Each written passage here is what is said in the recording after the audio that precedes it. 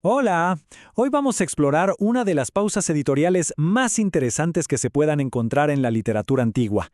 Es ese momento en que el compilador de un texto sagrado de repente frena toda la historia solo para explicarnos una decisión que tomó. A ver, esta es la pregunta clave, ¿no? Porque, seamos sinceros, no es algo que uno vea todos los días. Imagínense, es como si el director de una película, en medio de la escena más importante, pusiera pausa y se volteara a hablarle a la gente en el cine. ¿Por qué haría algo así? Bueno, vamos a meternos de lleno a ver qué hay detrás de esta decisión tan, pero tan particular. Bien, empecemos por el principio. Primero, hay que conocer a nuestro editor. Se llama Mormón. Y él no es un simple historiador, no. Él es, podríamos decir, el arquitecto de todo el libro que hoy lleva su nombre. Y aquí es donde la cosa se pone buena. Mormón deja de ser esa voz en off, ese narrador invisible, y se presenta. Es como si nos dijera, un momento, paren todo. Necesito explicarles por qué voy a hacer lo que estoy a punto de hacer. No actúa como un simple editor, sino como uno guiado por una inspiración, por algo que va más allá de la simple cronología.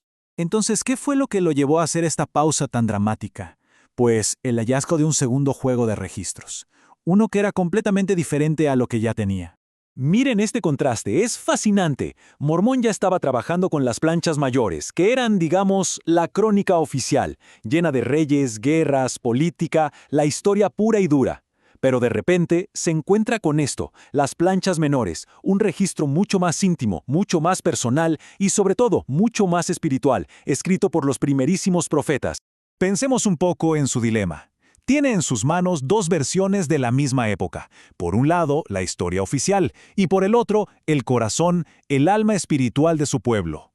No es que una fuera redundante, para nada, pero ¿cuál incluir? ¿O cómo se supone que las combine? Y la respuesta de Mormón no vino de la lógica de un editor común y corriente. No, su decisión fue, en toda regla, un verdadero acto de fe. Y ojo, que aquí está lo más interesante de todo. Mormón, con una honestidad que desarma, básicamente admite que no sabe bien por qué lo hace.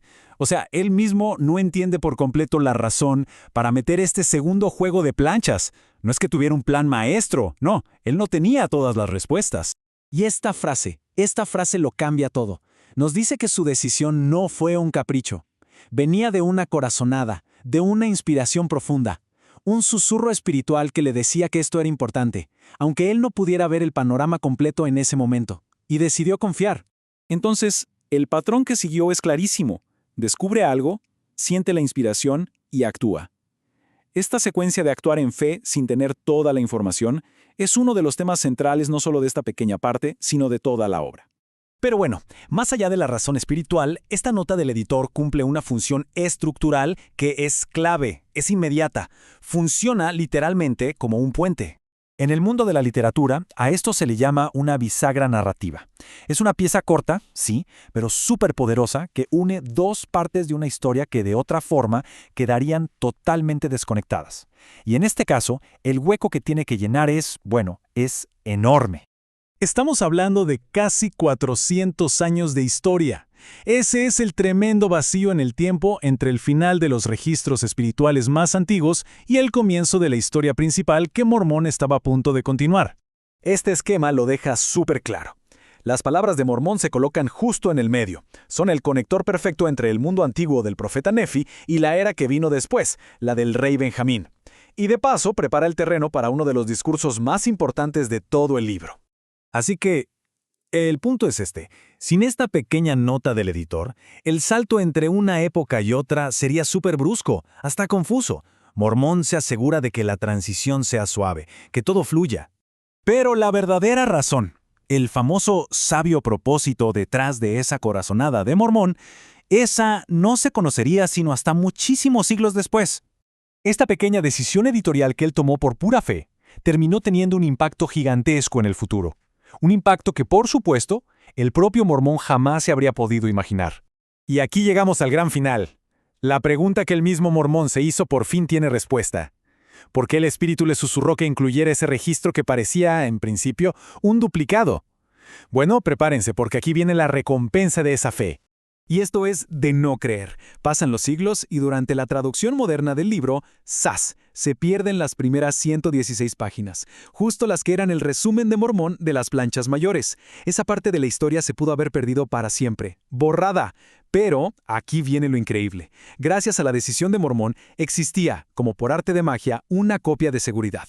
Un backup perfecto, las planchas menores que cubrían justo el mismo periodo, pero desde esa perspectiva más espiritual.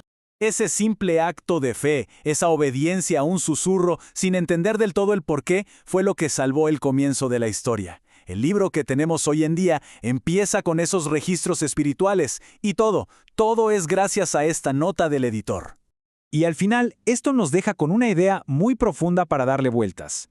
Esta historia no trata solo de la edición de textos antiguos, es un caso de estudio potentísimo sobre la relación que hay entre la fe y el entendimiento. Nos muestra que a veces el acto más sabio no viene de entenderlo todo, sino de tener la confianza para actuar de todos modos.